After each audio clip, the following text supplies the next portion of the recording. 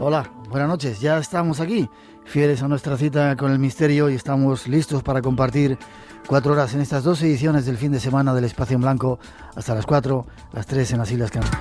Y hoy os aconsejamos que no os perdáis nuestros segundos temas. Vamos a tener un avance de la entrevista que hacemos con Raymond Moody, una exclusiva del Espacio en Blanco.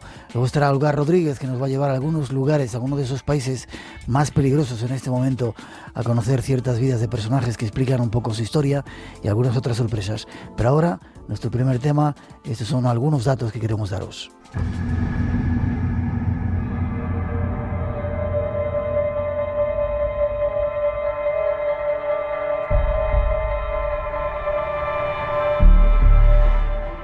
Han vuelto a estar de actualidad gracias a la publicación de un nuevo libro de un hacedor de bestseller. Para muchos se trata de una sociedad secreta que ha tejido sus hilos desde el comienzo de la historia hasta nuestros días, atesorando tanto poder que, según muchos creen, han sido capaces de poner y destituir presidentes y gobiernos desde la sombra que los cobijaba.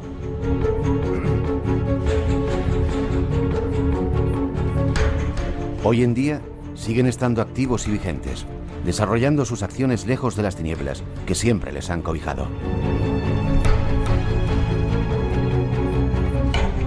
De ella dicen sus detractores que se presentan como una organización de orientación filosófica, pero en realidad tiene las características de una religión. Da culto al gran arquitecto del universo. Formula sus propias doctrinas, por ejemplo, sobre el camino de salvación y sobre la retribución después de la muerte. Tiene su propio código de moral, templos, altares, jerarquía, ritos de iniciación y ritos fúnebres, vestimentas rituales, días festivos y oraciones propias. Su filosofía exalta la capacidad de la mente y la lógica sin tomar en cuenta la necesidad de la gracia y la misericordia divina. Ignora la realidad del pecado. Por lo tanto, no considera la eficacia de la cruz ni la vida en el Espíritu Santo que los cristianos reciben en la Iglesia. Para muchos, se trata de un camino de realización. Para otros, es la vía del pecado y de la condenación.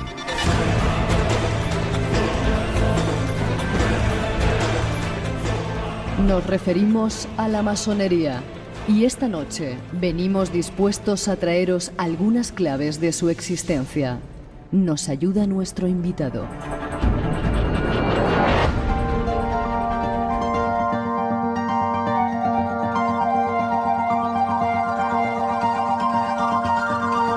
Y para encontrarnos con él nos vamos rápidamente hasta Valencia. Jesús López. Buenas noches, Jesús. Buenas noches. ¿Cómo estás? Bien, bien. Portavoz de la logia Blasco Ibáñez, masón, con el nombre masónico, ¿se diría? Sí, simbólico, masónico. Simbólico, que se llama Kefax, que significa piedra bruta. Supongo que tendrás mucho que decir a esa introducción que hemos puesto, pero antes de nada, ¿por qué habéis tenido tan mala prensa? Espera, déjame que aclare. Hemos querido no hablar con gente que escribe libros acerca de los masones, sino traer un masón verdadero para que nos cuente realmente lo que hay de cierto en esa sociedad. Primero, ¿secreta o discreta? Discreta sería el término más correcto. Secreta sería si nos escondiésemos, y la verdad es que nosotros tenemos, digamos que una cara pública, tenemos un foro, una web, vamos a hacer exposiciones, con lo cual no estamos nada escondidos, y registrados en el registro de asociaciones también. Ya, o sea, no sois secretos. Para nada. Ya, pero ¿por qué habéis tenido tan mala prensa durante tanto tiempo?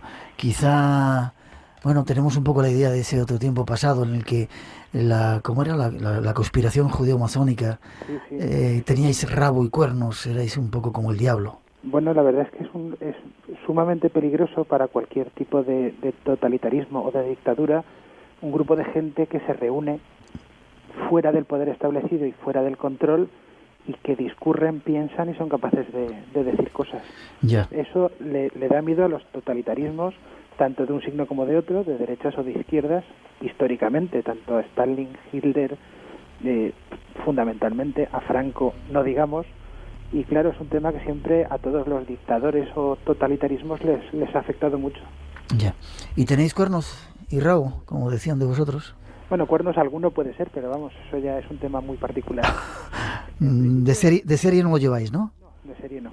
Ya. En cuanto al tema de la introducción, Sí. pues hay 2 o 3 cosillas que... Supongo que tendrás cosas que pueden decir. chirriar o no, pero Sí. bueno, por ejemplo, hay que diferenciar porque hay varias obediencias diferentes. Sí, Entonces hay obediencias que son absolutamente deístas y dogmáticas y que sí que creen, como mínimo, en una religión revelada y muchas veces en el cristianismo, y luego hay obediencias adogmáticas, como es el caso de la nuestra, del Gran Oriente de Francia, donde se deja a la libertad del individuo que crea o no crea, y tenemos gente creyente y gente no creyente, agnósticos o ateos. ya. Cabe de todo. En la segunda y tercera parte que tenemos preparada vas a tener oportunidad de aclarar, sobre todo queremos que nos aclares un montón de, no sé si leyenda negra o de bulos o malentendidos. Van a sacar un libro, Dan Brown, ese hacedor de bestseller, no sé si os va a hacer daño, de hecho hemos recibido algunos mensajes de algunos masones que decían que se nos viene encima.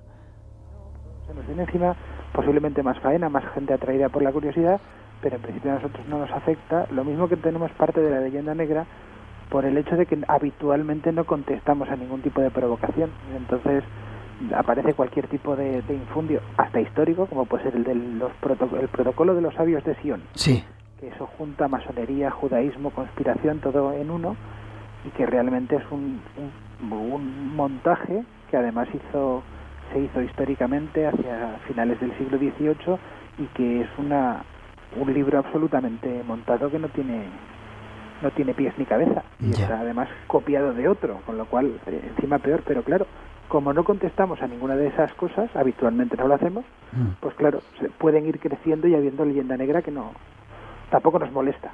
ya. Lo que está claro es que los masones han tenido, no sé si ahora habéis tenido mucha influencia en muchas sociedades del mundo. Esta noche vamos a verlo. Incluso habéis construido ciudades, porque a veces hemos hablado de Washington y otras ciudades americanas. Incluso la fundación de los Estados Unidos tiene que ver con mucha onda masónica, ¿no? Bueno, ahí en la historia de los Estados Unidos, en el momento que se firma la independencia de los Estados Unidos y la Constitución, aparece en la película La Búsqueda, pues ahí de los firmantes como un 30% son masones. Son masones. Y luego los presidentes americanos, pues creo que son 15 de los 44 presidentes son también masones. O sea que, sí, bueno, hay un número, lo que ocurre es que eso en principio no tiene por qué querer decir nada, porque el que haya una gente que sea masón y ahora es presidente de los Estados Unidos, desde la masonería nadie le manda lo que tiene que hacer. Por ejemplo, Obama al parecer es masón. Sí, eso ha dice. circulado por ahí, dicen. Claro, yo no creo que nadie le diga a Obama lo que tiene que hacer. No hay contraseñas secretas de decir, bueno, pues tenemos que hacer esto, tenemos que hacer lo otro. Yo no las he visto. Vale, déjame que te corte un segundito. 2:16, este es nuestro primer tema, descubriros desde el punto de vista, desde dentro de un masón, de un propio masón, algunas de las historias que circulan por ahí para aclarar malentendidos.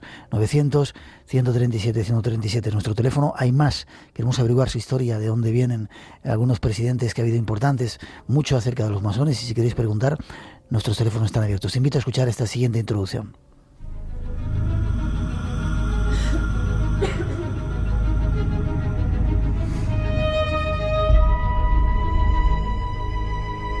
Según algunas enciclopedias que circulan por ahí, esta es la definición que se les da.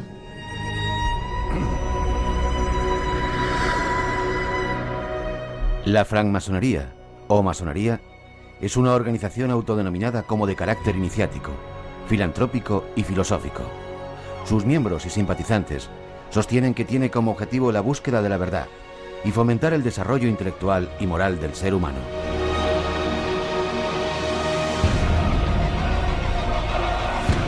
Los masones, tanto hombres como mujeres, se organizan en estructuras de base denominadas logias, que a su vez pueden estar agrupadas en una organización de ámbito superior, normalmente denominada Gran Logia, Gran Oriente o Gran Priorato.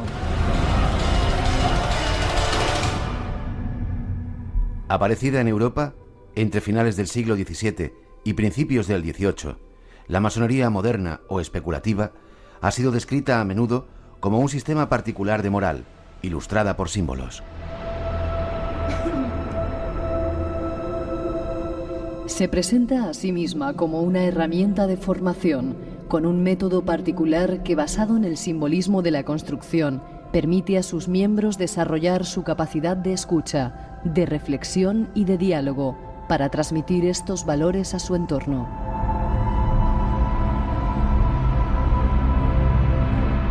La existencia de distintos puntos de vista sobre estos y otros temas ha dado lugar al desarrollo de distintas ramas o corrientes masónicas, que a menudo no se reconocen entre ellas.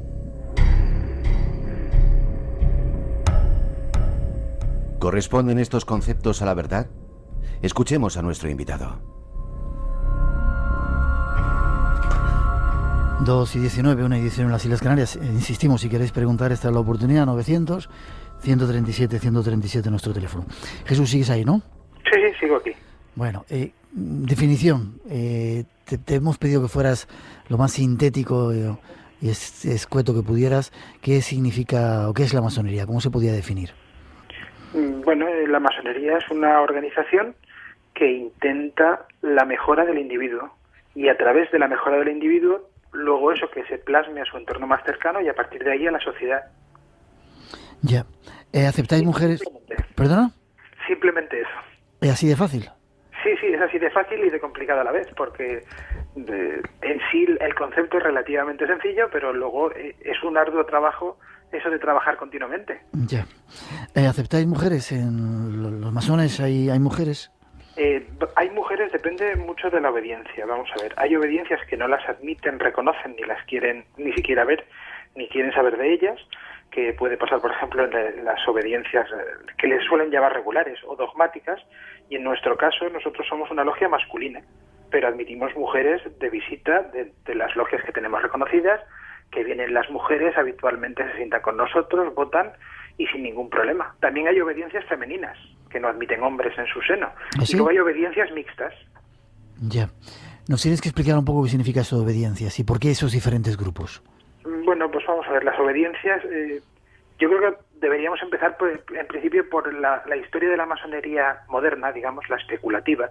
La masonería operativa arranca con la construcción de los edificios de las catedrales. Cuando se hacía una catedral, anexo a ello, los obreros formaban un edificio que era donde se reunían después del trabajo, sí. Y esas reuniones poco a poco fueron cogiendo un poquito de ceremonia, y ese edificio se llamaba loggia en italiano con 2 Gs, y es lo que ha dado el nombre de logia a esa reunión de los masones o canteros. Masón en francés es albañil o cantero. Yeah. En inglés pasa a ser mason, y el masón que hace el trabajo, digamos, más bruto es el raw mason, y el que es capaz de tallar, que puede hacer esculturas y adornos, es el freemason. Ese freemason, cuando luego vuelve a Francia, se transforma en francmason. La francmasonería, esa masonería libre, viene del concepto del oficial que puede pulir la piedra llegando a hacer esculturas y cosas bonitas. Históricamente aparecen documentos como en la Constitución de York desde el año 926. No adelantes eso, que vamos a hablar enseguida de alguna de vuestras... Bueno, aparecen varios documentos más. La masonería operativa, digamos que son los que trabajan. La especulativa empieza cuando se va acabando el trabajo, pero siguen habiendo esas reuniones y dentro de las ciudades, de los burgos, los burgueses, los pequeños comerciantes de esa pequeña clase media que empieza en el siglo XVII, pues se juntan, se acercan allí a las tabernas, que era donde en principio se reunían los masones cuando hay menos edificios, y se reúnen a saber qué es lo que ocurre, y hasta que aparece cerca del año 1600 el primer caso de un masón aceptado. Quiere decir, una persona que no participa en la obra, pero se acepta dentro de la masonería. A partir de ahí empieza la masonería especulativa, y luego como organización se funda hacia 1717 la Gran Logia de Londres, donde se juntan 4 de estas logias que son todo de masones aceptados, digamos de médicos, farmacéuticos, carniceros, gente del pueblo que no trabajan en la construcción, y forman 4 logias. Esas 4 forman la Gran Logia de Londres, y es el inicio de la masonería especulativa. Es gente que especula y que no trabaja, digamos. Ya.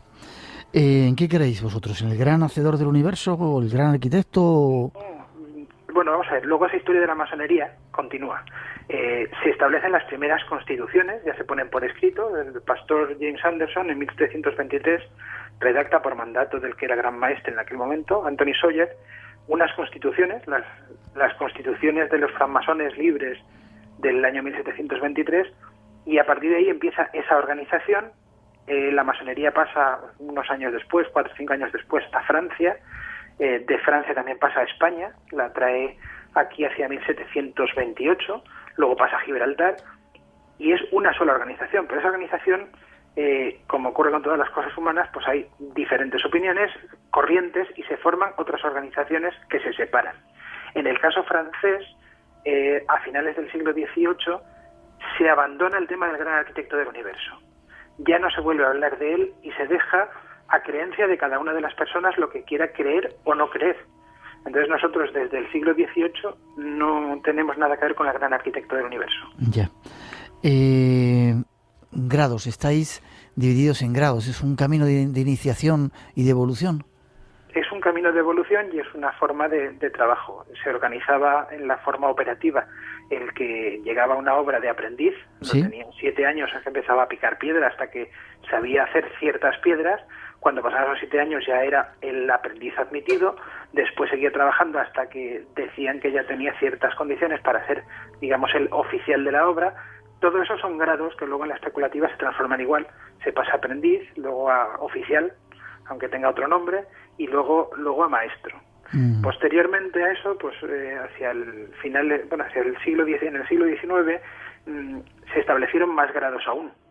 Entonces es como un tema de seguir trabajando, de mejora, pues por un tema del tiempo, simplemente porque la esperanza de vida va aumentando y la gente no va a estar con el mismo grado todo el tiempo para dar cierto aliciente, digamos.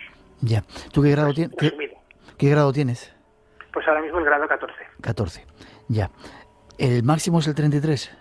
En este rito sí, en el rito que yo practico sí. Hay otros ritos que como por ejemplo el de Memphis Misraim, que tienen 96 grados. Si vamos al rito francés, tienen, en vez de grados le llaman órdenes, pero vamos, es parecido, pero tienen 5. De todas maneras hay más o menos una equivalencia. Ya. ¿Tenéis una serie de símbolos secretos para conoceros entre vosotros? Nos habían dicho una determinada forma de dar las manos, de darse la mano. Sí. Bueno, hay signos, hay palabras, pero de todas maneras está todo en Internet. Y hasta en libros editados que se pueden adquirir por ahí.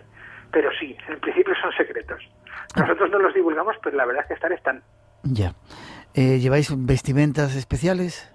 ¿Mandiles? Claro, siguiéndole lo que estábamos hablando de la representatividad del operativo transformada en el especulativo, nosotros lo mismo que el aprendiz picaba la piedra y se ponía un mandil, que era un mandil de cuero, para evitar que las esquirlas de piedra le hicieran daño, nosotros también llevamos un mandil de trabajo. Y luego llevamos también unos guantes de color blanco como símbolo de pureza. Y en principio nada más, el resto ropa la que tengas de la calle, solamente es el tema del mandil y los guantes. Ya. ¿Tenéis una especie de templo, lugar de reunión, una logia que es un sitio? Una logia, es un sitio que es una... Tiene una estructura, un altar ceremonial, no sé. Descríbelo un poco para nuestros oyentes que no lo conozcan. No tiene un altar ceremonial, pero es una representación, digamos, que es una copia a escala pequeña de una catedral. Entonces intenta tener una orientación, depende de eso, ya depende del local que podamos adquirir, que en principio nuestra orientación no sé si es la real o no, pero vamos, es una orientación figurada. Digamos que tiene lo mismo que las catedrales se orientaban en un eje de occidente a oriente, pues tiene una misma orientación. Lo que ocurre es que en la parte de oriente, en lugar de haber un altar, lo que está es el venerable, que es el que dirige los trabajos. ¿Quién es el venerable? ¿El venerable es un ser físico? Sí, es una persona. Que es el que hace la labor de presidente. Él simplemente dirige los trabajos y luego hay otros cargos que están dentro de la logia, como por ejemplo el secretario, que simplemente está para tomar nota, o el guardatemplo, que está para el que tiene que entrar o salir del templo, abrirle, cerrarle la puerta, comprobar quién está, quién no está.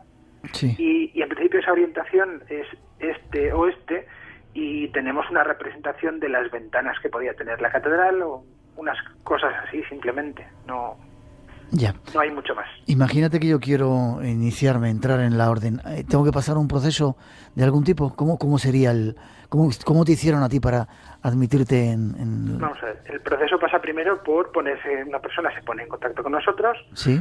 Normalmente, últimamente entran más a través de la página web, en masonería.es, que es la forma habitual, contactan con una de las logias, entonces manifiestan su interés por pertenecer a la orden, se le hace una entrevista inicial, se toman unos datos, se le deja un periodo de reflexión, 15 días, un mes y medio, el hombre persiste, hombre lo digo porque en nuestro caso la obediencia es masculina, si fuera la femenina sería una mujer, pero bueno, si persiste en su intención, ya se pasa a 3 entrevistas con 3 masones diferentes que le intentan más o menos ver su personalidad, le hacen preguntas, se le permite que él pregunte cualquier cosa también, se informe, y tras eso, y si las encuestas son más o menos normales, tampoco necesitamos ni buscamos a personas con dotes especiales de nada. Bueno, la única exigencia, de hecho, es ser un hombre libre y de buenas costumbres,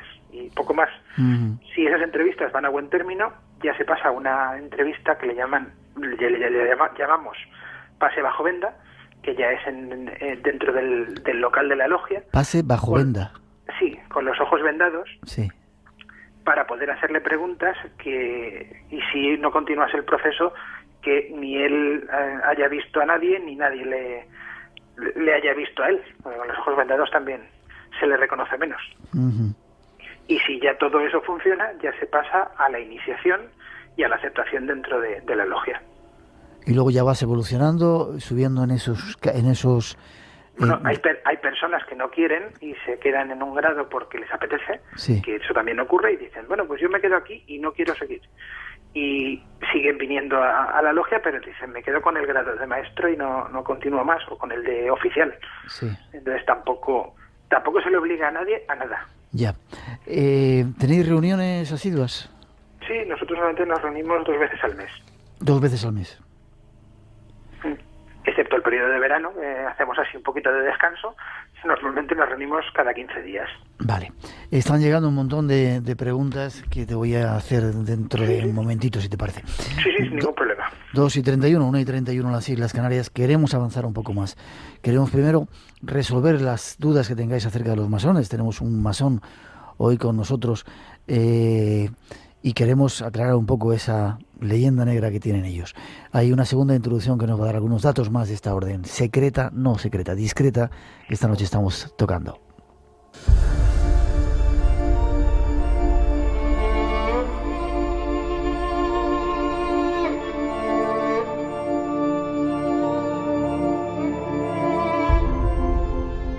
Una de las leyendas más importantes de la francmasonería atribuye a Hiram Aviv, mítico arquitecto del Templo de Salomón en Jerusalén, la fundación de la orden masónica.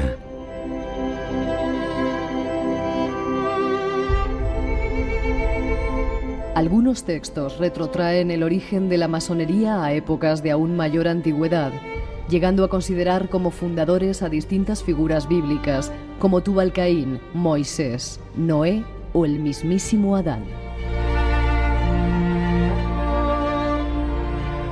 Más realistas, pero todavía en el ámbito de lo mítico o de lo pseudohistórico, diversos autores han atribuido este origen a los constructores de las pirámides en el antiguo Egipto, a los Collegia Fabrorum romanos, a la Orden de los Templarios, la de los Rosacruces o a los humanistas del Renacimiento.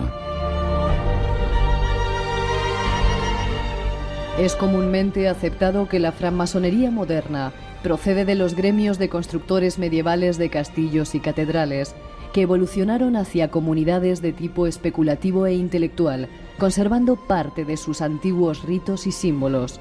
Este proceso, que pudo iniciarse en distintos momentos y lugares, culminó a principios del siglo XVIII. Los constructores o albañiles medievales, denominados masones, disponían de lugares de reunión y cobijo, denominados logias, situados normalmente en las inmediaciones de las obras. Los gremios de constructores, albañiles y arquitectos son mencionados en varios de los más antiguos códigos de leyes, incluido el de Hammurabi, en el año 1692 a.C. Pero suele considerarse que el primer código regulador específicamente masónico fue el que el rey Atelstan de Inglaterra dio a estas corporaciones en el año 926, el denominado Constituciones de York.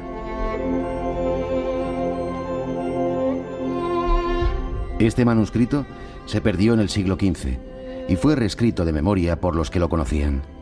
Por este motivo, la Carta o Estatutos de Bolonia, redactados en 1248, son el documento masónico original más antiguo que se conoce.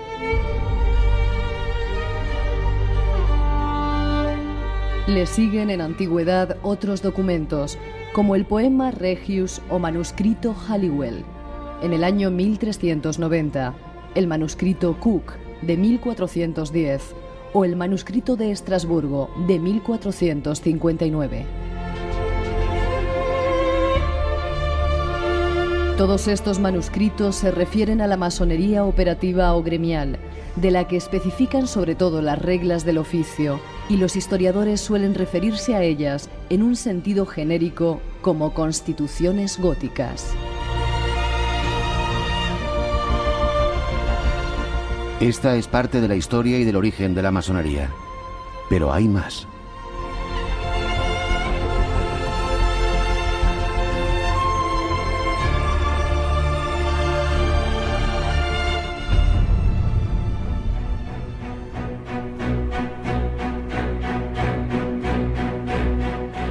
Radio Nacional de España te invita a una experiencia única. Nunca en la historia de la radio se había realizado una experiencia así. Mantente atento a la sintonía del espacio en blanco en Radio Nacional de España. Estamos seguros que tardarás mucho tiempo en olvidarlo. 2:35, 1:35 en las Islas Canarias. Os contaremos ese nuevo plan del espacio en blanco.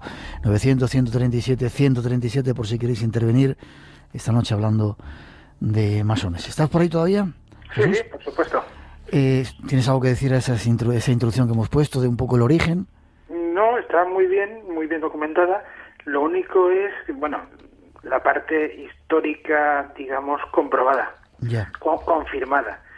Yo la parte de lo que sería que los orígenes estén en Adán o que estén en los constructores egipcios o en los Collegia Fabrorum es un poco dudoso, y sobre todo porque de Adán a los egipcios pueden pasar 4.000 años, 5.000, ni se sabe.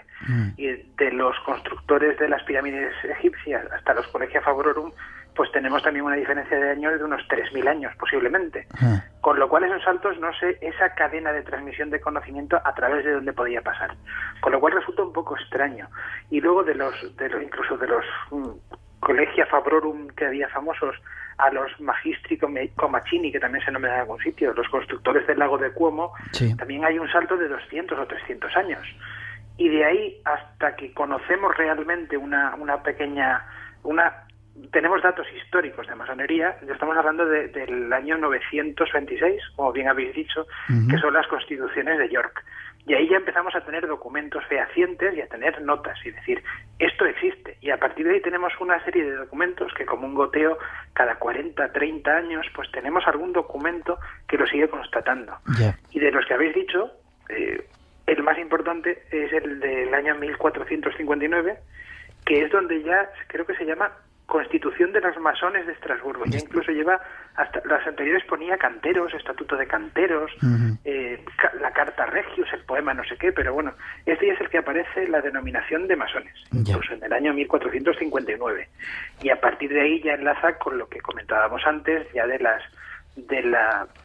cada vez menor construcción en piedra, y ya el paso de la masonería operativa, del trabajo de obra, que es de donde viene operativa, de ópera, de obrar, al especulativo, a especular, a que ya no trabajamos físicamente, no cogemos el martillo y picamos piedra. Es decir, que todas esas pseudo leyendas o leyendas de que los masones arrancan del Templo de Salomón, constructor de pirámides, no hay nada comprobado. No hay datos históricos. Son bonitas leyendas donde digamos que somos herederos de, bueno, pues cuando hay un salto de 300, 500, 2000 años, sí, es complicado que haya una transmisión directa de ese conocimiento y que no nos haya llegado ninguna prueba. Eso sí, es lo conflictivo y lo extraño. Lo mismo que se puede hablar de cualquier otra organización donde aparecen saltos, pues por ejemplo como el tema de los templarios, que también se toca. Te iba a decir, ¿la relación con los templarios? ¿Habéis tenido relación los masones con los templarios? Sí, por supuesto. Los templarios curiosamente nunca han edificado ninguna catedral, porque la catedral era la iglesia que dependía, estaba el sitio cardenalicio y depende de la iglesia. Los templarios eran una organización aparte, con lo cual no tenían ninguna catedral. Lo que ocurre es que sí que tenían relación con las órdenes cistercienses y con masones que les construían sus edificios. Lógicamente sí que hay un nexo de unión histórico, temporal, durante unos cuantos años. Lo que ocurre es que los templarios, el viernes 13, creo que fue viernes 13 de 1314, esa orden se deshace por orden del Papa, que era quien debía en obediencia. Y desde entonces, hasta que vuelve a surgir ciertos neotemplarismos o alguna nota parecida, pues pasan 5 o 6 siglos. Con lo cual, no sabemos cómo puede alguien haber recogido el testigo de los templarios durante esos 6 siglos. Sí que hay ciertos datos, pero es complicado creer que eso puede ser así. Si aparecen pruebas históricas que lo demostrasen, pues yo me lo podría creer, pero ahora mismo lo tengo complicado. Y en el tema de masonería pasa igual. Tenemos documentos y desde el siglo X está bastante recogido históricamente ciertas transmisiones que se construyó en un sitio y en otro, cómo iban pasando, el maestro que hacía una obra pasaba de Alemania hacia Bélgica y de Bélgica pasaba a Francia. Y se puede seguir todo eso documentalmente y en las mismas obras. Pero hay otros temas que no, que son, en principio son leyenda. Ya. ¿Con los Rosacruces pasa igual? Con los Rosacruces pues pasa algo parecido. Los Rosacruces, aparece la leyenda de un señor llamado Christian Rosacruz, ¿sí? Sobre el siglo XV, pero lo que es luego la Orden Rosacruz, aparece una fraternidad de la Rosa y la Cruz en 1614, creo recordar. Esta fraternidad está durante un tiempo, se hace otra sociedad, luego se cierra y hasta el siglo XIX hay 300 años en los que hay una desaparición total del rosacrucismo. Luego reaviva en el siglo XIX, finales sobre 1870, creo recordar que fue, pero el periodo ese de 270 años en el que no aparece el rosacrucismo, no se sabe qué ha ocurrido ahí, con lo cual es difícil que sean la misma organización cuando hay esos huecos, como puede ocurrir con los Illuminati. Los Illuminati se fundan por un masón, curiosamente, que se llamaba Adam Weishaupt, no sé si se pronuncia así porque era alemán el señor, que en Baviera en 1776. Entonces, están unos años, lo que ocurre es que el Federico de Prusia, que era el emperador del imperio de aquella zona, decide deshacer la sociedad porque también, similar a la masonería, le parecía peligroso que se reunieran, hablasen de sus cosas fuera del control real, y desde finales del 18, desde 1787, pues desaparece esa orden. Entonces creo que no aparece hasta que se rescata sobre 1950 o algo así. Entonces, esos saltos de 200 años, 300, en los que no hay ningún tipo de documentación, parece extraño que haya transmisión de la misma sociedad. Lo que parece es que hay una refundación de una sociedad diferente. Al menos eso entiendo yo. Preguntas de los oyentes, te pido que seas breve. ¿Se puede pertenecer a la religión católica y ser practicante y pertenecer a un grupo masónico? Por supuesto. Bueno, por parte de la religión católica dicen que no, que estamos excomulgados, aunque es una excomunión no comunicada. Por nuestra parte no hay ningún problema. ¿Estáis excomulgados por la religión católica? Sí, porque no lo han... Bueno, la última notificación sobre el tema de excomunión la dio el que era el presidente de la Congregación para la Doctrina de la Fe, ¿sí?, que es el nombre de la Inquisición moderno. Actual, sí. El nombre actual. Y el que hizo ese comunicado en 1983 es el actual Papa, Ya. es Ratzinger. Con lo cual, mientras que no hay otro comunicado, parece ser que somos unos excomulgados sin comunicación, pero Ya. excomulgados al fin y al cabo. ¿Los masones construyen plazas de toros hexagonales y edificios en forma de L? Pregunta un oyente. Pues no, que yo sepa no. Vale. ¿Se puede ser masón y musulmán? En principio se puede ser masón y creer en cualquier cosa dentro de nuestra organización. Hay otras que no, que exigen creer incluso en el cristianismo, en el catolicismo específicamente. Ya. Depende de la organización. En la nuestra sí. Y no creer en nada también. ¿Debéis obediencia al venerable maestro? Vamos a ver, es un presidente, ese venerable maestro es el presidente de los trabajos, pero es un tema organizativo, digamos que es el que simplemente preside la reunión para un tema de orden, Sí. pero se le debe la obediencia como en cualquier momento que estás, digamos, en un juzgado ante juez. El juez es el que tiene el mazo, el que manda quién debe hablar y callar en cada momento, pero nada más que eso. No dispone su voluntad y dice, aquí se hace esto, pues yo lo digo. No, en ningún caso. Bueno, nosotros además es que en nuestra organización, como en la mayor parte de las obediencias que son adogmáticas, somos escrupulosamente democráticos. De hecho, yo, por ejemplo, soy portavoz de la logia exclusivamente para 2 temas en concreto y con un mandato muy fijo, que es para el tema de la exposición y de la organización de una serie de actos. De todo lo demás, cualquier opinión que yo pueda verter es una opinión personal mía. Ya. No puedo tomar el nombre de la logia en vano, entre Ya. comillas. Hoy eres portavoz porque te han elegido democráticamente para estar con nosotros. Correcto. Vale. Otra pregunta. ¿Qué finalidad tiene la masonería? ¿Cómo está implicada en ello la política, la economía y la religión? Parece que ahí hay una especie de... Te digo, la idea que se tiene desde fuera, ¿no? Los masones es un grupo de poder, una sociedad bastante secreta, un grupo de poder con mucho poder. ¿Os ayudáis entre vosotros? ¿Esto es cierto? ¿Tú ayudas a tus, cómo os llamáis, compañeros, hermanos, no sé cómo os llamáis? En principio, hermanos. Sí, bueno, pero esto es como, no sé, ahora mismo cualquier tipo de sociedad civil, asociación en la que uno, por ejemplo, esté, pues no sé, en una sociedad gastronómica vasca o esté en una falla o en cualquier tipo de agrupación, pues si uno necesita un carpintero, pues pregunta a los que tiene más cerca, a los de la asociación. Oye, ¿alguno tiene un carpintero, conoce?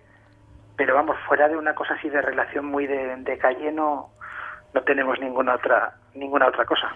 Hablaban, sigo con la idea, de que eso, de que sois esa especie de grupo con mucho poder, que de repente movéis los hilos para que, bueno, interesa que en este momento sea determinada persona de nuestro grupo ministro de tal cosa, y os habéis infiltrado en momentos de la historia y en lugares muy poderosos para controlar la sociedad, a vuestro antojo. Pues ojalá, pero vamos, no, creo que no. Lo único que ocurre es que, por ejemplo, hay una época famosa dentro de la historia española, que es durante la Segunda República, en la cual hay pues como un 20% del Congreso que son masones. Pero son masones de diferentes partidos, de diferentes ideologías y a la vez de diferentes obediencias masónicas. O sea, que no hay una decisión única, conjunta, colegial de ningún tipo. No hay digamos, un poder que tenga una instrucción que empuje en un único sentido. Porque no es ni única organización ni hay una instrucción única para todos. Ya. Otra pregunta. Hay una leyenda, no sé si leyenda, información que circulaba acerca de los masones, que cuando surgen como contraposición a los dogmas de la Iglesia Católica. Y de alguna manera sois la fuerza que lucha contra ellos. Vosotros seríais la razón en contra de la fe de la Iglesia, que durante mucho tiempo ha dominado y ha tenido el poder por encima de todo. ¿Es cierto? Y quizá por eso la Iglesia os ha excomulgado y ahí ha habido esos odios exacerbados hacia vosotros en muchas partes del mundo. Pues no, en principio no es cierto, porque no tiene ese inicio ni ese nacimiento, ni hay una orientación de ese estilo. Lo que ocurre es que se nace además desde una cercanía a la Iglesia. De hecho, los primeros masones son los constructores de las catedrales, durante muchos años además. Incluso había obligación de asistir a misa, por escrito en las constituciones de los primeros masones, que son los operativos. Uh-huh. Posteriormente, con la masonería especulativa, se prohíbe en las primeras logias que hay hasta discutir de política y de religión, y incluso se la advocación al gran arquitecto del universo, que tiene una G que en inglés corresponde con el nombre de Dios.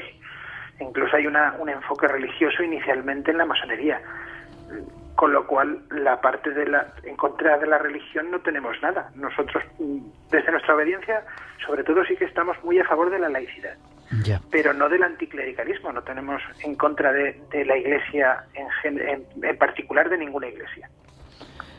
Montones de preguntas están llegando. Sí. Vamos a tener que hacer otro programa contigo.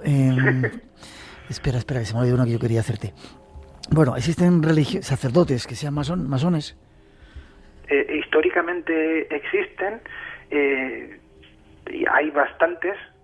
En la actualidad lo que ocurre es que yo ahora mismo no te sé decir ninguno, pero sí, vamos.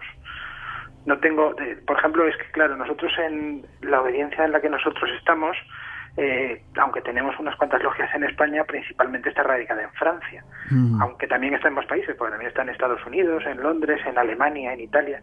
Entonces, en Francia, que es donde hay, digamos, más predicamento, pues sí que estamos en el orden de 90.000 miembros. Y creo que sacerdotes hay unos cuantos. Ya. Brevedad te vuelvo a pedir, ¿vale? Sí. ¿Es cierto que la masonería espera un Mesías al cual llama el hijo de la viuda? ¿Qué relación tiene esto con la clave ABL? No, para nada. No se espera ningún Mesías de ningún tipo. No. No, lo que sí que tiene una parte, digamos, o sea, no esperamos que nadie haga por nosotros ningún trabajo. El trabajo lo tiene que hacer uno mismo. Vale. ¿Los masones tienen algún tipo de secreto que han ido transmitiéndose de tiempo a lo largo de todos esos siglos y que han dejado marcado en las catedrales? Si los constructores de las catedrales dejaron mensajes ocultos para que lo supieran ver los iniciados. Los constructores de catedrales dejaron mensajes ocultos, pero que no los dejaban en ningún sitio. De hecho, se borraban. Pero el único secreto es el llamado arte real, es la propia construcción. En una época en la que la única documentación que había se pasaba por los monasterios y se trataba de manuscritos iluminados, se llamaban así por el tipo de letra que hacían con imágenes en las letras capitales iniciales de cada capítulo. El conocimiento no se podía transmitir más que a través de monasterios o en la misma piedra.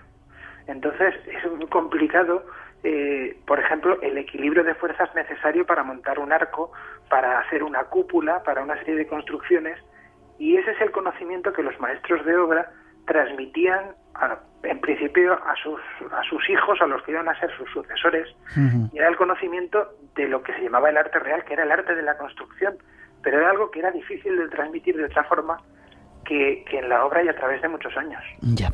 Y eso sí que está ahí. Vale.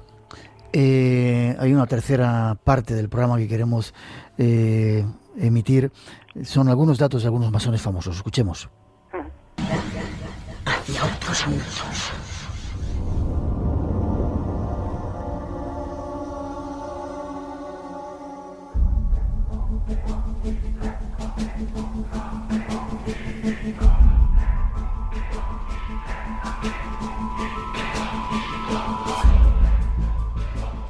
La lista de masones famosos e influyentes a lo largo de la historia sería inacabable.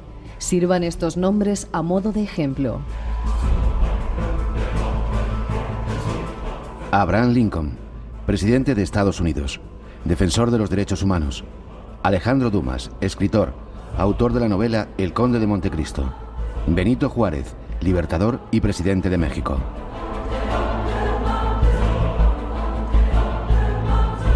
Ludwig van Beethoven, músico y compositor. Benjamin Franklin, político, científico e inventor estadounidense. Galileo Galilei, astrónomo y matemático.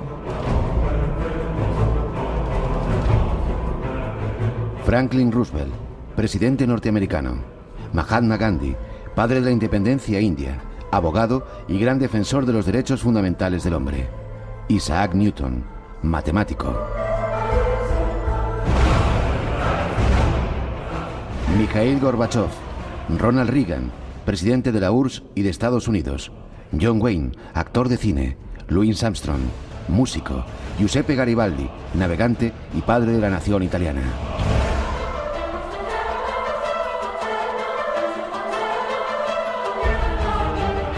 La lista se haría interminable. Todos ellos fueron personajes célebres en sus sociedades. Tratemos de conocer su influencia en nuestros días. Bueno, ahí está la lista. Hay muchísimos más, ¿verdad? Hay muchísimos más. Lo que ocurre es que hay algunos de la lista que no sé si os tengo así serias dudas. Por ejemplo, Mahatma Gandhi, yo no lo sé.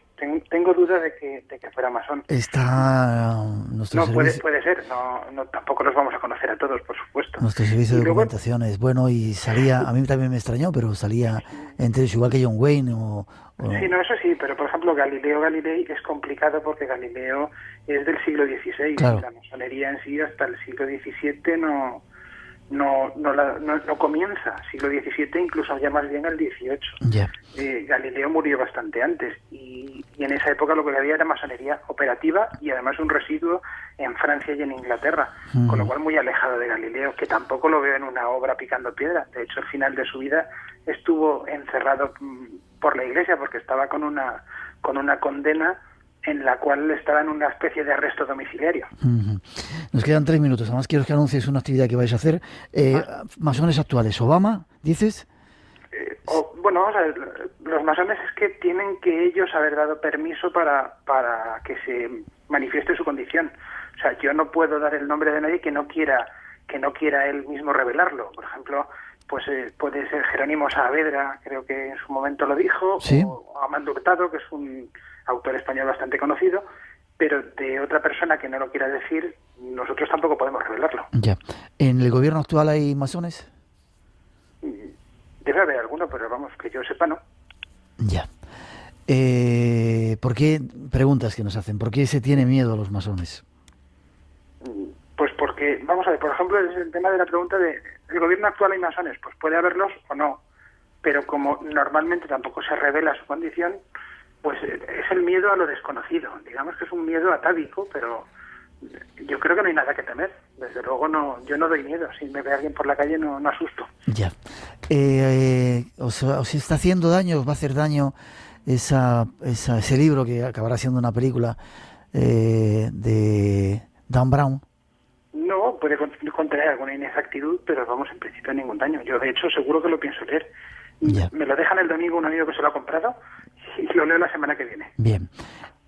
Quizá tengamos que hacer otro programa hablando de eso, de las ciudades, Washington y de algunas de las construcciones y lo que han dejado los masones. ¿Vais a hacer? ¿Estáis abiertos? Masones famosos como Antonio Machado, o Blasco Ibáñez, que le da nombre a nuestra logia, o Isaac Peral, Prim, Espronceda, Ramón y Cajal, hay un montón. Hay unos cuantos, sí.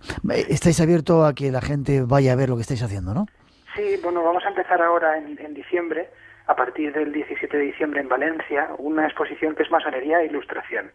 Es una exposición junto con el Museo Valenciano de la Ilustración, Diputación de Valencia y nuestra organización, el Gran Oriente de Francia, con la Logia de Valencia, la Blasco Ibáñez, y el Museo de la Francmasonería de París, que nos ha cedido una serie de fondos y entonces a partir del día 15 de diciembre pues tenemos una serie de jornadas, tenemos un concierto masónico, vamos a tener una cena abierta para el que quiera venir con masones allí para explicarles lo que haga falta, visitas guiadas, todo eso para no extenderme mucho está en nuestra web, masoneriavalencia.com/exposición. ¿Vuelve a repetirlo? ¿Masonería? masoneriavalencia.com, todo seguido, ¿sí? /exposición. Ya. Con las 3 W delante, si no... Sí, y abierto a todo tipo de personas que quieran conocer un poco sí. Y que salgáis de esa leyenda negra, ¿no? Por supuesto, para que explicarles además de primera mano, vamos a estar por allí, tenemos la exposición, los fondos, incluso vamos a hacer una tenida blanca, que es una tenida prácticamente la misma que tenemos habitualmente, pero con público para que asista el que quiera. Estás invitado si te vienen bien las fechas. Sí, tenemos una visita pendiente a Valencia, apuntamos porque nos gustaría mucho estar ahí y conocer de primera mano lo que estáis haciendo y sobre todo descubrir que no tenéis rabo, que no tenéis cuernos, bueno, sea cada uno, pero no tenéis rabo y no sois hijos de Belcebú, del diablo. Pues no. Ni hacemos sacrificios humanos ni nada.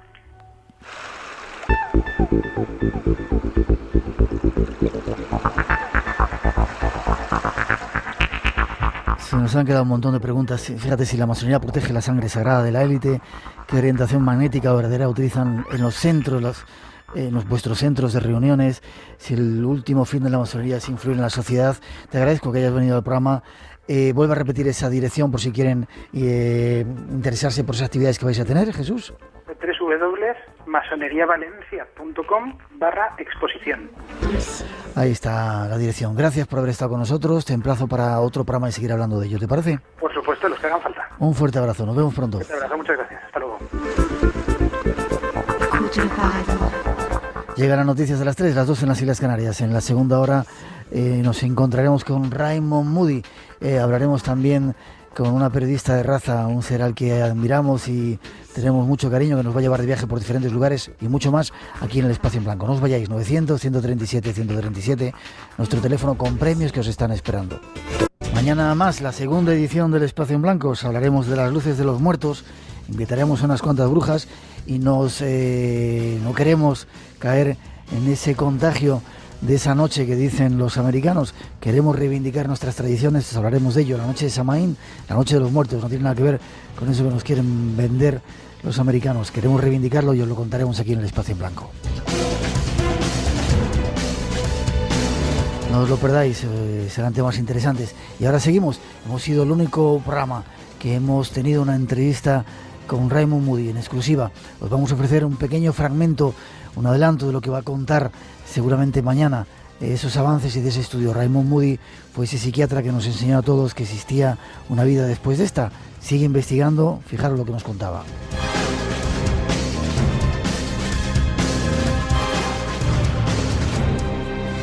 Este es Raymond Moody, teníamos una cita con él y aquí está, lo prometido es deuda. Con él vamos a hablar de vida después de la vida y de los nuevos descubrimientos que ha hecho este personaje que revolucionó el mundo de la espiritualidad.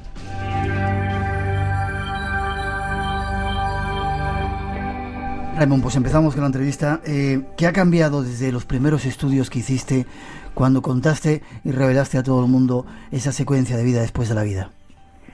Well, I am very happy to say that there has been a development, I think, of very great significance in the study of near-death experiences, and that is that in addition to what we have already learned, that many people who come near death have these astonishing experiences when they almost die and or undergo a cardiac arrest.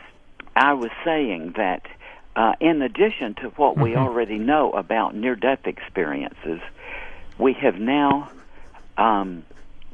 found something that is perhaps even more astonishing. Okay, let me translate. Está diciendo que está muy contento de poder comprobar que ha habido un desarrollo después de los primeros estudios en los que relataban cosas tan sorprendentes sobre las personas que tenían experiencias cercanas a la muerte, y que los últimos descubrimientos son todavía mucho más sorprendentes. And that is that we now know that it's quite common for bystanders at the bedside of the dying loved one, that as they stand there when a person whom they love passes away, it's quite common for bystanders, people who are standing around, to have these same experiences that we know as near-death experiences. That is, the bystanders also see the light. They seem to see the relatives come to greet the person who has died. And all of the elements of near-death experiences also occur among people who are there to attend the death of a dying loved one. Uh-huh. Me está contando que lo que han descubierto ahora es que con mucha frecuencia se da que las personas que están atendiendo a los enfermos terminales, a las personas que van a morir, están teniendo experiencias, están percibiendo lo mismo que se cuentan de las experiencias cercanas a la muerte. Es decir, estamos hablando de una luz blanca muy potente, estamos hablando de la presencia de familiares que ya han desaparecido. Entonces, que no solo es la persona que va a fallecer la que tiene esa experiencia, sino que todos estos elementos aparecen en los que andan alrededor de ellos. All of the common features reported of near-death experiences occur to people who are standing nearby who are not even ill. They are in perfect health. Y que esto ocurre aunque estas personas que están alrededor van a tener los mismos elementos de las experiencias cercanas a la muerte, estando perfectamente sanas, sin tener ningún tipo de enfermedad. And this, of course, creates a major difficulty for the standard kind of objection or explanation of near-death experiences, that they are merely the biochemistry of the brain which is disturbed due to the lack of oxygen to the brain. Y que claro, que esto que él está contando ahora mismo es uno de los mayores problemas que tienen las personas que dicen que estos fenómenos de las experiencias cercanas a la muerte son un producto de la bioquímica del cerebro, porque el cerebro empieza a necesitar el oxígeno, tiene una falta de oxígeno. And so, as you see, this is going to have to create a fundamental change in the structure of the standard form of debate about these things. Y que, por supuesto, esto lo que tiene que hacer es cambiar el estándar de los actuales planteamientos de debate que hay sobre el tema. The skeptics will no longer be able to dismiss the near-death experience as a mere hallucination caused by lack of oxygen. Entonces, los escépticos nunca más van a poder no tener en cuenta las experiencias cercanas a la muerte, justificándolas como que es una alucinación por falta de oxígeno en el cerebro. And incidentally, I feel sure that as investigators in Spain investigate this, that they will find the same thing among Spanish people as we have found in the United States. That this is a distinctly new development. Y que además él piensa que no está seguro que los investigadores españoles que estén investigando esas cosas van a encontrar los mismos resultados que él ha encontrado en Estados Unidos, ¿no?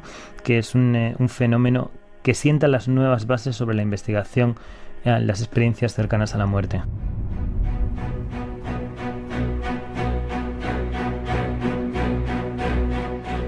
Radio Nacional de España te invita a una experiencia única. Nunca en la historia de la radio se había realizado una experiencia así. Mantente atento a la sintonía del espacio en blanco en Radio Nacional de España. Estamos seguros que tardarás mucho tiempo en olvidarlo.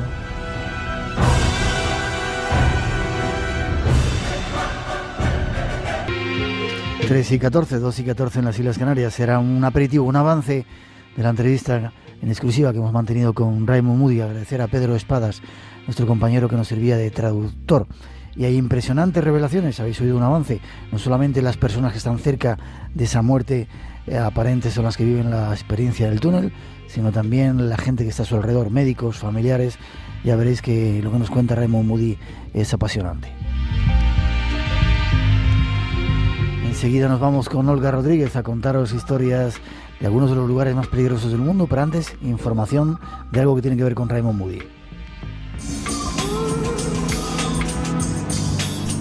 Casi podemos decir que misión cumplida. Mañana comienzan en Albacete esas jornadas de vida después de la vida con personajes únicos que llegan solamente para estar allí desde Estados Unidos. Rafael Campillo es su organizador. Buenas noches, Rafael. ¿Qué tal? Buenas noches, Miguel. Misión cumplida. Misión cumplida, objetivo cumplido. ¿Todo lleno? Todo lleno, sí, quedan muy poquitas plazas y como te comentaba, pues prefiero dejarlas ahí en reserva porque siempre suelen haber errores de última hora. Y claro, el año pasado éramos 200 personas, este año somos el triple. Casi 800, ¿no? 750. 750. Sí. Lo que tiene el aforo del Paraninfo. Ajá. Para que luego digan que estos temas no interesan, la única visita de Raymond Moody a España va a Albacete, estará el domingo. Estará el domingo por la mañana y además hay que decir que este hombre hace un esfuerzo increíble. Yo me he enterado hoy, ha llegado esta tarde a España, sí. Estará descansando hoy y mañana, el domingo da la conferencia y a las 5 de la mañana regresa a Atlanta. No me digas. Como te lo estoy diciendo, después de estar toda la mañana hablando, sí. Después casi de no haberse recuperado de la llegada, ya tiene que salir otra vez para su país. Un ejemplo. Además va a contar cosas increíbles. Hemos adelantado una mínima parte de la entrevista que tenemos con él, una entrevista en exclusiva. Prepararle la paella, ¿eh? Sí. Viene a comer paella a España, ¿eh? Viene a comer paella a España. Sí. Paella de mariscos. Ya nos lo decía. ¿De mariscos? ¿No puede ser un poquito de carne para nosotros? Es que no come carne. Vaya por Dios. Bueno, pues ahí está. Y mañana sábado está Marilyn Rosner, ¿no? Sí, mañana está Marilyn Rosner. Va a dar una conferencia por la mañana, otra por la tarde, y también decir que bueno que vienen asociaciones de toda España de personas que han perdido familiares recientemente, sobre todo hijos, y que vienen pues con un poco de esperanza, ¿no? A ver qué mensaje nos da Marilyn sobre el mundo espiritual. No sabes tú la cantidad de gente que nos ha puesto en contacto con nosotros también buscando un poco de esperanza. No sé si damos algún contacto, o si hay alguien que quiera ir, que le interese mucho y quiera ir, que esté por la zona de Albacete, por allí cerca, se puede acercar al Paraninfo de la universidad. Claro, vamos a ver, si mañana va alguien, yo te he dicho que hay 25 plazas, si va alguien tiene que ser de Albacete y arriesgarse incluso a llegar y no encontrar plaza. Ya. Por supuesto que nadie venga de otro sitio porque se puede arriesgar a quedarse sin poder entrar. Bueno, pues ha sido todo un éxito. Marilyn Rosner dentro de unas horas, mañana, y el sábado Raymond Moody, llegado expresamente desde Atlanta y se regresa rápido. Atentos al mensaje que tiene que dar. No nos lo quiso contar casi a nosotros aquí en esa entrevista en exclusiva que tenemos, y dice que lo va a contar en Albacete. Va a ser increíble. Enhorabuena, Rafa, a pesar de las críticas de esos pseudocientíficos que se creen que en posesión de la verdad. Ahí está un ejemplo del poder de las cosas bien hechas, con ganas, con empuje, gracias a tu trabajo. Bueno, yo tampoco le doy mucha importancia a esas críticas, son mínimas y tampoco hay que darle mayor importancia. Yo creo que los extremismos siempre son malos, y tan malo es el fanático que es seguidor de una idea que intenta imponerle a los demás como el que no tiene ninguna idea o no cree en nada, que hace lo mismo exactamente igual, intenta imponerlo a los demás. Entonces, los extremos, como se sabe, pues no son buenos. El camino del medio está la virtud. Gracias por tu ejemplo, Rafa. Intentaremos vernos ahí. Disculpas a la gente porque habíamos pensado ir a hacer el programa. Cuestiones de organización nos la han impedido, pero igual nos vemos por ahí por Albacete. Fuerte abrazo, enhorabuena, y ese dinero que sirva para hacer cosas buenas por los niños. Muchas cosas buenas para los niños, gracias a Dios. Nos vemos pronto, Miguel. Nos vemos pronto, enhorabuena. Un abrazo, gracias. Hasta luego.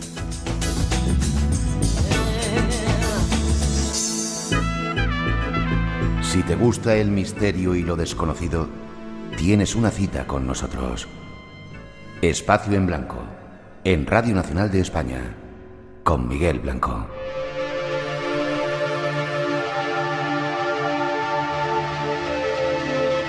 Tres y 18, 2 y 19 ahora en las Islas Canarias. Seguimos adelante en directo en esta primera edición del Espacio en Blanco. Recordar mañana la segunda, Las Brujas. No queremos caer en esa colonización que quieren hacer los americanos de la noche de todos los santos, de todos los difuntos, y Samaín, según otras culturas. Os contaremos esas historias y os hablaremos de las luces de los muertos, un tema apasionante. Y ahora nos vamos a encontrarnos con una periodista de raza, una persona que nos va a llevar de viaje por diferentes lugares del mundo, contándonos historias, pequeñas historias que a veces sirven para que conozcamos la gran historia. No tiene desperdicio, y esta mujer hace que nos sintamos orgullosos a veces de ser periodistas. Escuchar.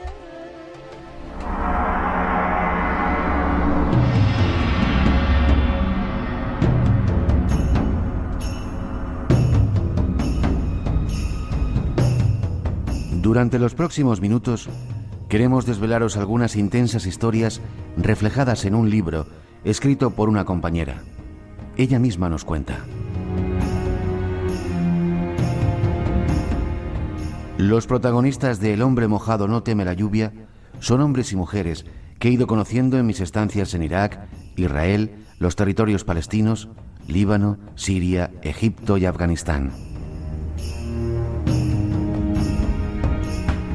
Sus historias no suelen estar en los grandes titulares de los periódicos, pero sin embargo ofrecen claves y detalles fundamentales para comprender cómo es y qué pasa en Oriente Medio.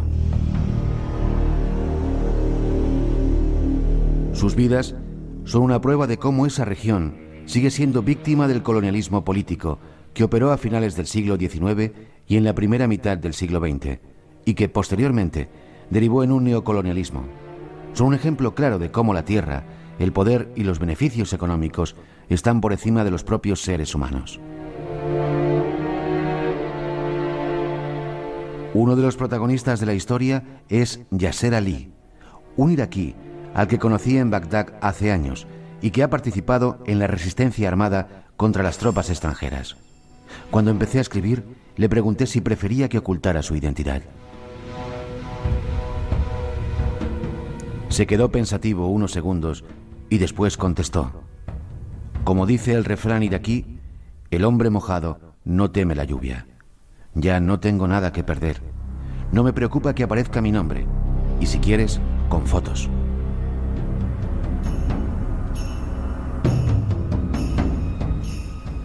Enseguida supe que ese sería el título del libro. En Oriente Medio hay muchos hombres y mujeres mojados como Yasser, que sienten que ya no tienen nada que perder. Sus vidas, su forma de pensar y de sentir, sus biografías son mapas en los que se puede leer la historia de sus países y comprender el presente de sus sociedades y gobiernos.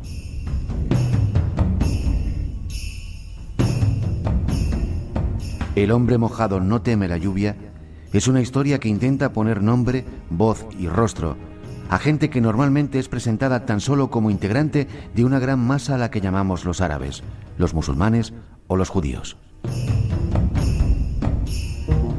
Es un relato de pequeñas historias a través de las cuales se puede entender la gran historia, el momento que estamos viviendo en nuestros días.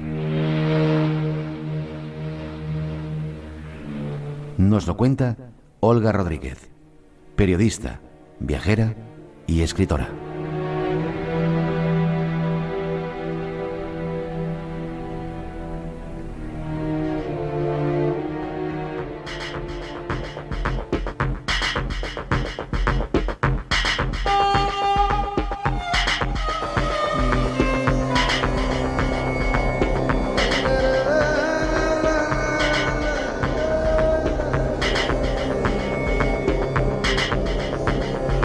Pues ahí vamos, con un personaje, una invitada que teníamos muchas ganas que viniera al programa. Yo la conocí, estaba sentada, tengo el recuerdo de ella, que estaba sentada en una mesa siempre callada, no decía nada, y cuando me enteré que ese personaje se había pegado unos viajes por ahí tremendos, dije que, ole, Olga, buenas noches. Muy buenas noches, Miguel. ¿Cómo estás? Muy bien. Compañera, escritora, periodista.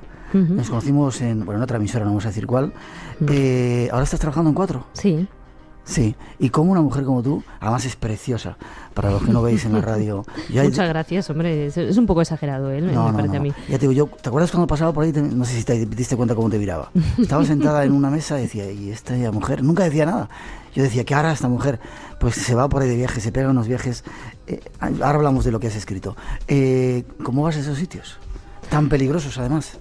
Bueno, ese es mi trabajo, soy periodista y hay que ir allá donde hay cosas que contar y bueno, normalmente yo viajo a Oriente Medio porque estoy especializada en información internacional y en concreto en la historia de Oriente Medio y allí, pues para bien o para mal, ocurren muchas cosas que hay que contarlas. Pues hay otros muchos sitios del mundo que son más tranquilos que Oriente Medio.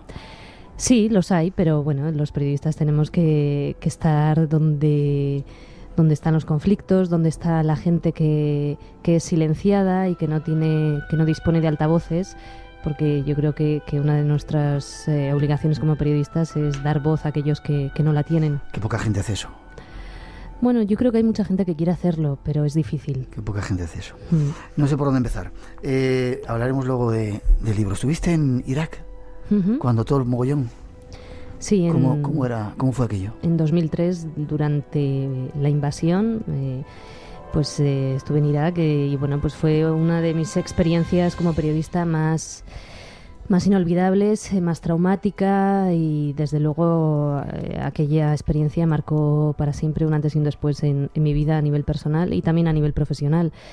Y bueno, aquello fue sobre todo terrible para la población iraquí porque aquellos bombardeos eran los bombardeos más intensos jamás ocurridos en la zona, eran kilos y kilos de bombas que caían a diario y al margen de las consecuencias físicas que dejaban en la población, ¿no? con muertos entre civiles y con destrozos, las secuelas psicológicas eran tremendas, los propios periodistas lo notábamos. Después de un bombardeo estabas agotado psicológicamente y bueno, era una tensión continua. Y luego, era...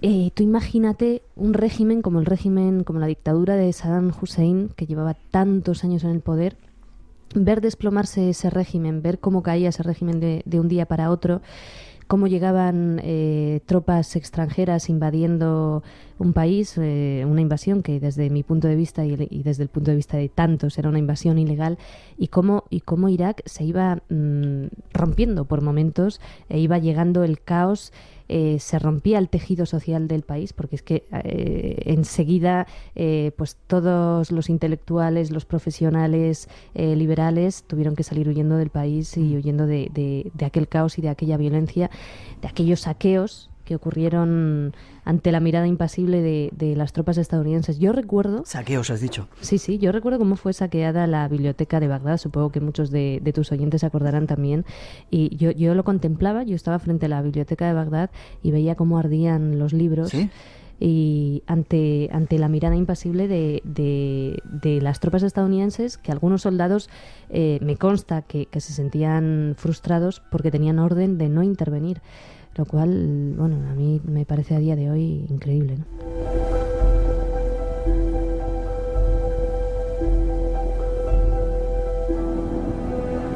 Más, ya veis cómo cuenta las cosas nuestra invitada de esta noche.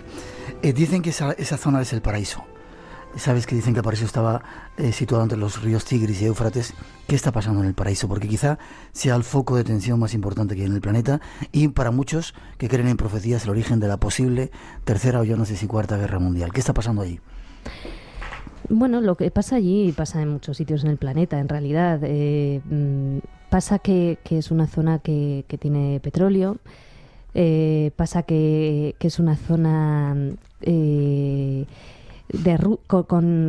que ocupa importantes rutas de hidrocarburos y que tiene oleoductos, y bueno, es una zona que a finales del siglo XIX y principios del siglo XX fue víctima del colonialismo ejercido por las potencias mundiales, y que actualmente, en mi opinión, es víctima de un neocolonialismo. ¿Qué es esto?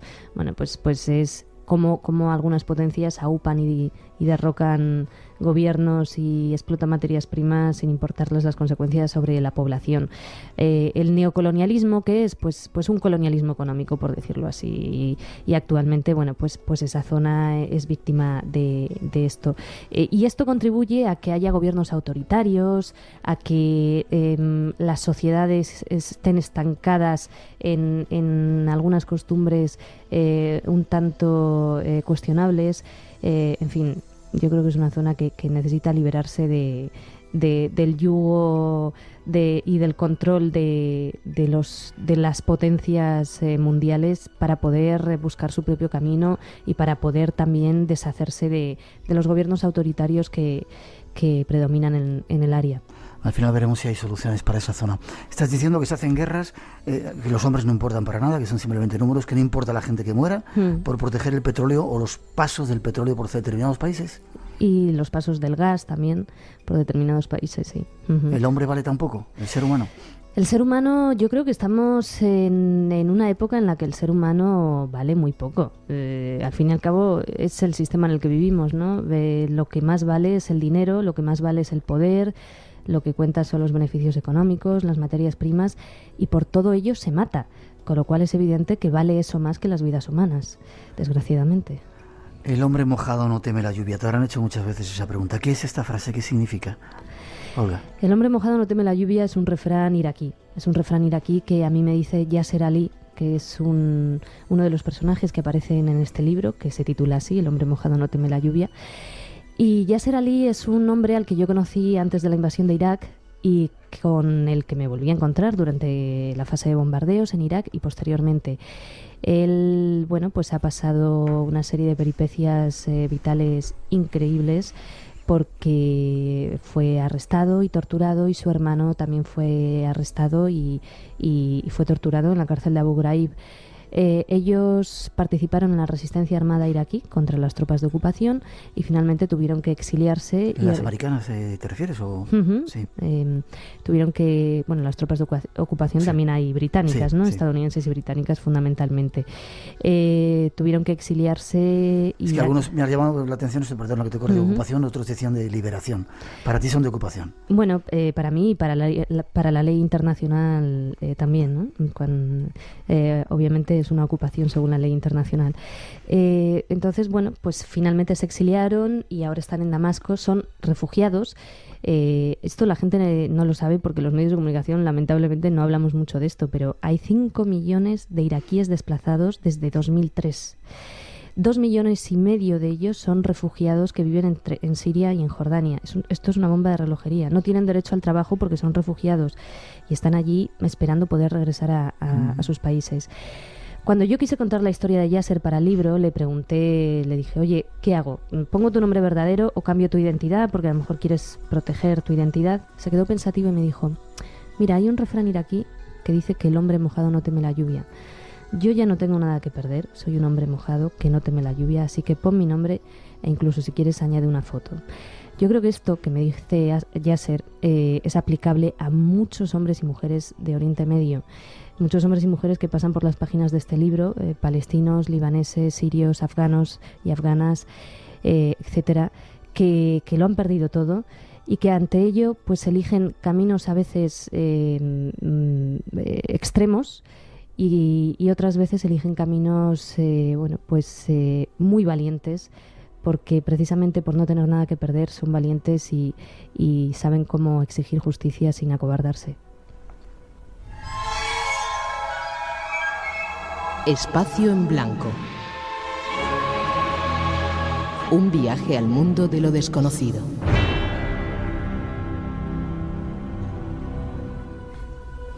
Seguimos contando historias. Queríamos presentar este libro, El hombre mojado no teme la lluvia, escrito por Olga Rodríguez, editorial Debate. ¿Cuántas ediciones? Va por la 4ª ya, esto es increíble. La verdad es que estoy contenta. Qué bien. Otros países, si quieres. ¿Seguimos viajando? Venga. Afganistán. ¿Cuándo estuviste en Afganistán? ¿También en el momento más dulce del país? Bueno, he estado en un par de momentos.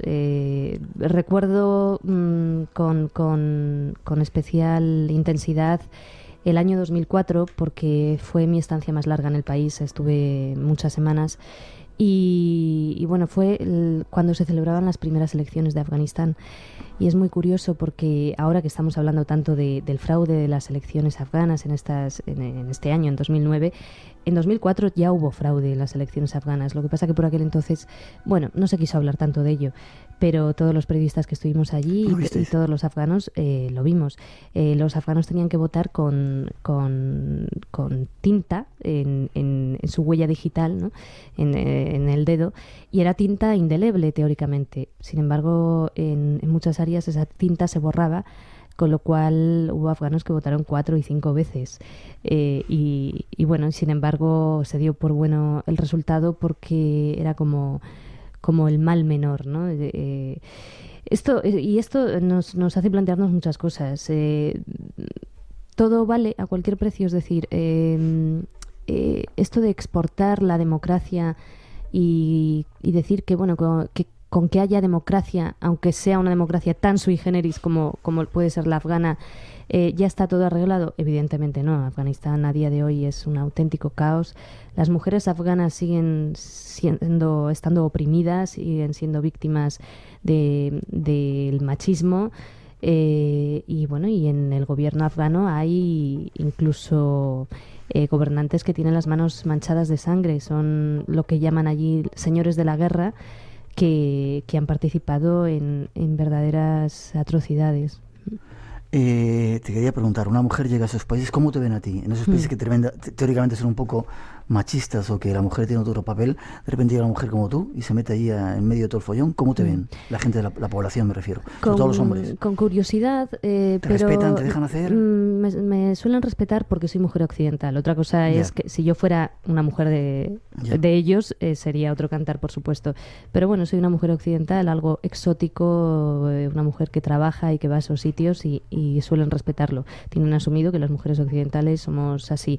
Si bien es cierto que alguna vez me he encontrado con comentarios o actitudes machistas entre ellos, pero también me he encontrado con actitudes machistas entre colegas de profesión. Recuerdo cuando estaba a punto de empezar la invasión de Irak, un periodista italiano nos dijo a varias mujeres que había llegado el momento de de volver a nuestro país, porque eso no iba a ser un sitio para mujeres.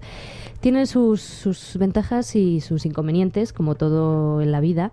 Ventajas, un acceso mucho más fácil a los testimonios de mujeres que son oprimidas y que, si yo fuera un hombre, mi conversación con ellas estaría vigilada en todo momento por un hombre, por su marido, por su padre, por su hermano, y estarían muy coartadas. Mientras que por ser mujer puedo tener intimidad con ellas, y esto es muy importante.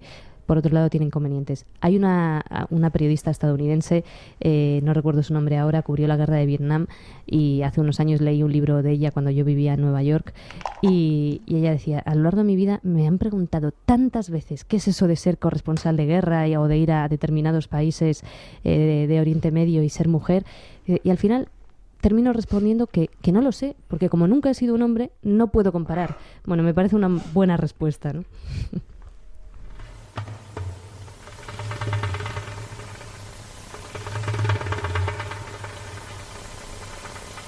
En este libro tuyo, Olga, hablas de casos de diferentes personas en diferentes partes del mundo. El que tú quieras, cuéntanos.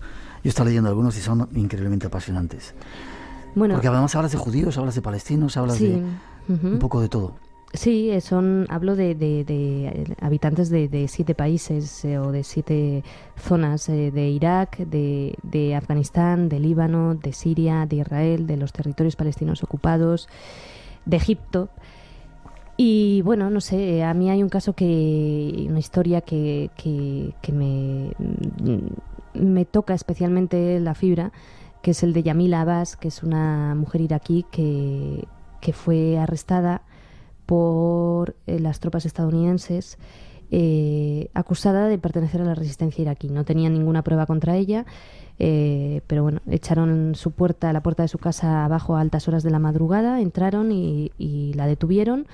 Le vendaron los ojos, la esposaron, y con ella se llevaron a su hija de 19 años y a su sobrino y a 2 amigas que estaban con ellos. Ella primero estuvo en la cárcel del aeropuerto de Bagdad junto con su hija. Su hija oía cómo la torturaban a ella, y ella oía cómo torturaban a su hija, pero nunca podían verse.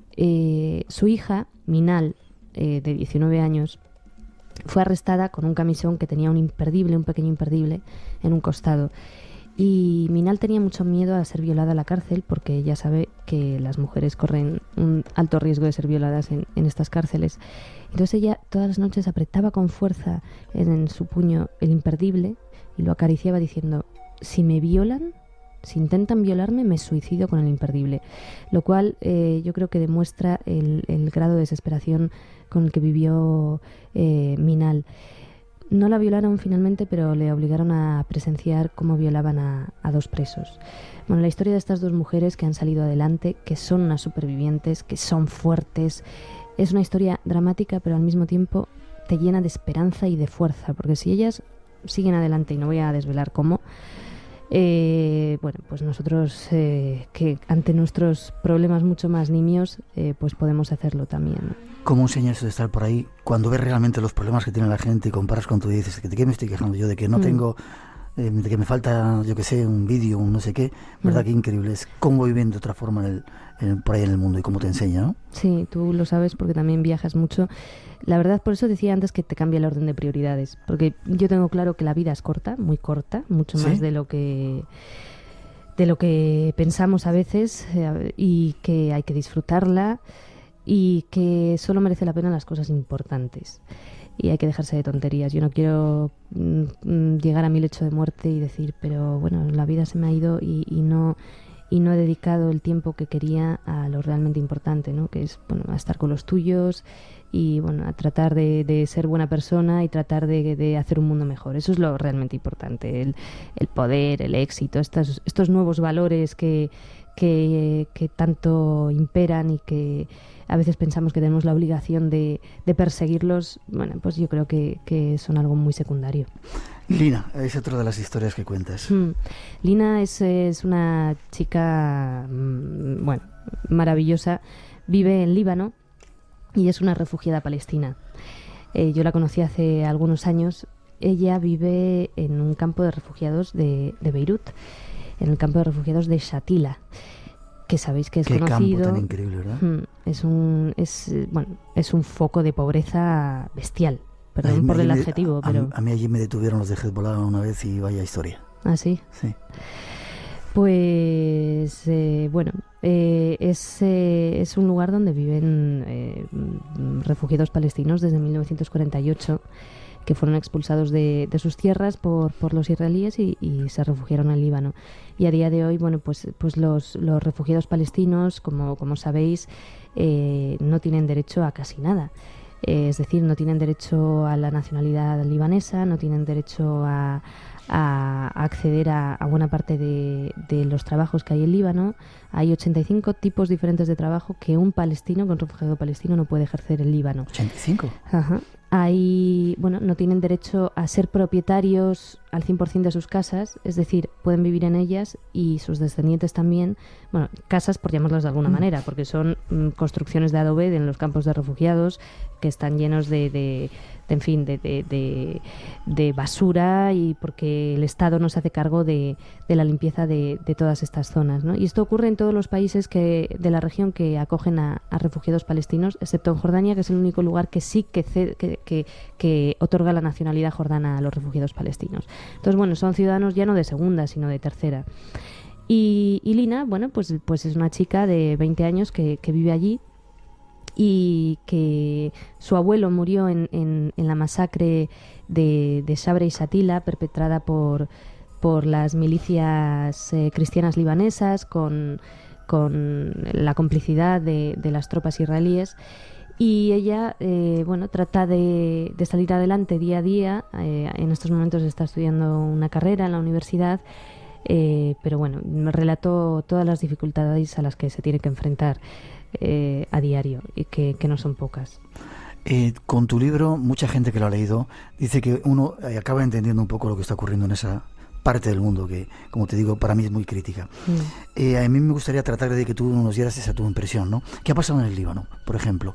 Líbano era un país que lo destrozaron con la guerra esa que hubo, no recuerdo, 70 y tantos. Lo dejaron luego, yo recuerdo, cuando ya estaba reconstruido, precioso país, qué cantidad de gente, qué alegres, qué vida.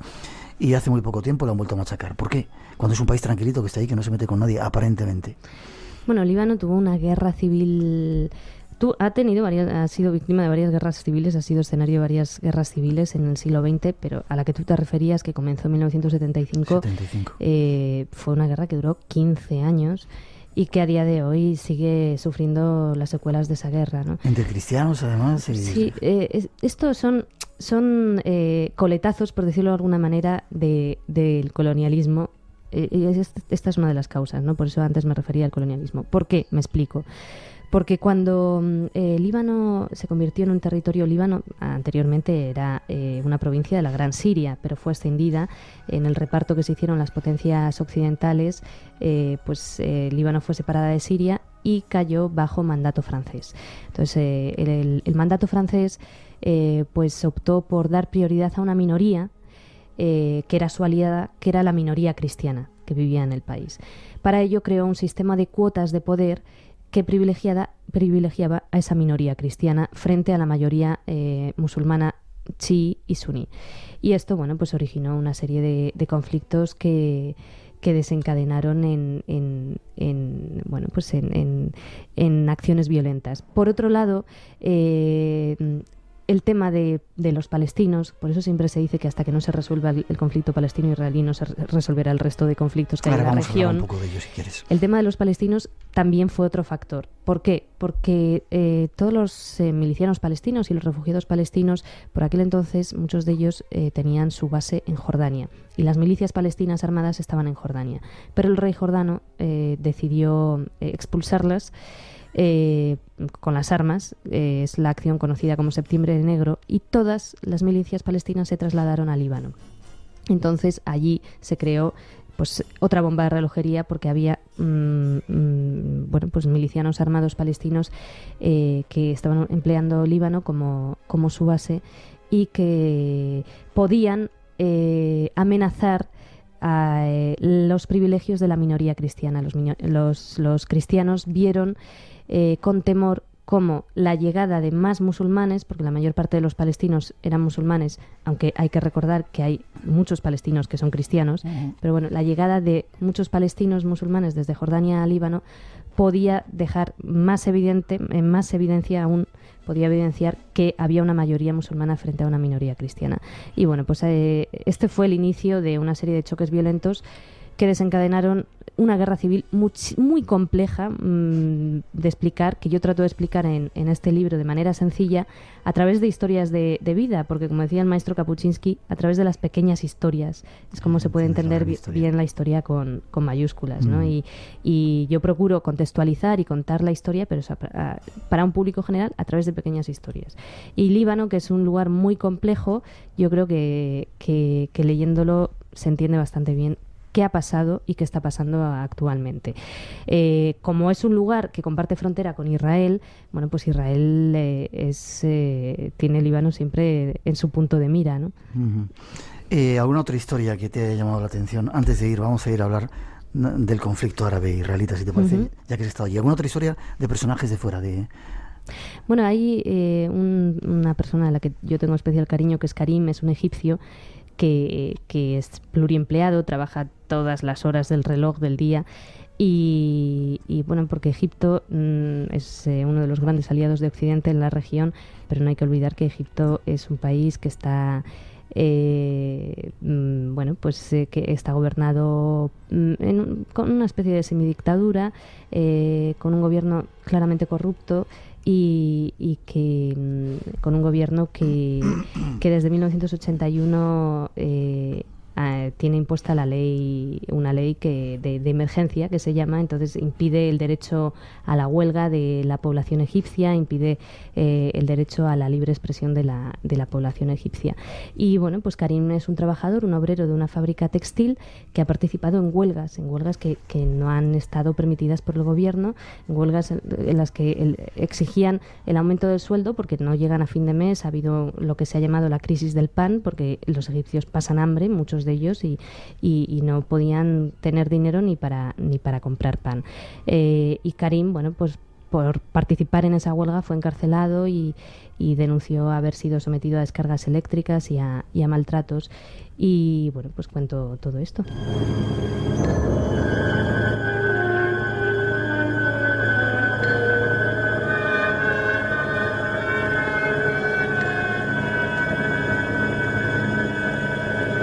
Vamos a otro de nuestros sitios favoritos. No sé si podrás explicar el origen o por qué ese lío que tienen los árabes y los israelitas. ¿Por qué? ¿Qué ha ocurrido ahí? Hay mucha gente que no lo entiende. Yo cada vez que viajo por ahí me preguntan muchas veces. Bueno, Miguel, es que me estás pidiendo que en un minuto explique qué ocurre en Líbano, qué ocurre en Palestina, qué ocurre en Israel, y esto requiere un libro, y por eso he escrito El hombre mojado no teme la lluvia. Pero bueno, yo lo que cuento en El hombre mojado no teme la lluvia sobre Israel y sobre los territorios palestinos ocupados es cómo viven algunas personas que yo he conocido allí. Y bueno, pues se habló, por ejemplo, de Fátima, que es una mujer palestina que vive en Belén, cuyo hijo, Ibrahim Abayat, fue un miliciano de las brigadas de Al-Aqsa y terminó encerrado en la Basílica de la Natividad de Belén cuando Belén fue ocupada por tropas israelíes en 2002. Fue un asedio conocido a nivel mundial y seguido con mucha atención por los medios de comunicación internacionales. Y Ibrahim Abayat actualmente vive en España. Y bueno, Zaragoza, ¿no? Sí, y cuento, efectivamente, bueno, pues toda esta historia que es muy larga y bueno, muy interesante. También hablo, por ejemplo, de Rami el-Hanan. Rami el-Hanan es un judío israelí de Jerusalén cuya hija de 12 años murió en un atentado suicida perpetrado por Hamas en Jerusalén. Y bueno, pues él desde entonces ha decidido implicarse y participar en una organización que se llama Círculo de Padres, Parent Circle. Es una organización que es muy peculiar porque no hay muchas organizaciones así. Es una organización integrada por víctimas del conflicto, tanto palestinas como israelíes. Y por primera vez Rami el-Hanan pues conoció a un palestino a través de esta organización, a un palestino cuyo hijo pues había sido víctima de la violencia, ¿no? Y bueno, cuento cómo Rami y su esposa tratan de digerir la pérdida de un ser tan querido como una hija, que yo creo que es lo peor que le puede pasar a todo ser humano, y como al mismo tiempo militan contra la ocupación israelí, porque ellos creen que mientras haya territorio palestino ocupado ilegalmente por Israel, pues no habrá paz, no habrá solución alguna al conflicto. Ellos creen fervientemente que la solución al conflicto es el fin de la ocupación de los territorios palestinos, una ocupación que conlleva la opresión de esa población palestina que está apartada al otro lado del muro y a la que se le niega algunos de sus derechos, ¿no? Hablo también de Yehuda Glantz, por ejemplo, que es un colono israelí que vive en un asentamiento judío en Cisjordania, en territorio palestino, en tierra palestina, y cuento cómo él cree que tiene derecho a vivir en una tierra ocupada, y es muy interesante. Es curioso porque él es una persona pues muy hospitalaria y afable, y sin embargo, bueno, pues conmigo y con otra gente, pero sin embargo no, bueno, pues tiene ciertos prejuicios ante la población palestina. Por decirlo de alguna manera. Eso es. ¿Alguna solución? ¿Tú crees que hay solución a ese conflicto? Estamos a punto de terminar. ¿No? Yo creo que la solución al conflicto palestino-israelí va en la línea de lo que dice Rami el-Hanan. Mientras haya un territorio ocupado con una ocupación que viola las resoluciones de Naciones Unidas, no puede haber solución. La solución comienza por el desalojo y el desmantelamiento de los asentamientos judíos ilegales en Cisjordania, y a partir de ahí habría que hablar del tema de los refugiados palestinos y de la creación de un Estado palestino. ¿Y tú crees que con toda la experiencia que tienes del mundo, este mundo tiene solución? ¿Crees que vamos hacia algo mejor o cada vez las cosas se complican más, son más duras, son más...? Bueno, esta pregunta requiere también una respuesta larga y compleja, pero yo soy bastante pesimista.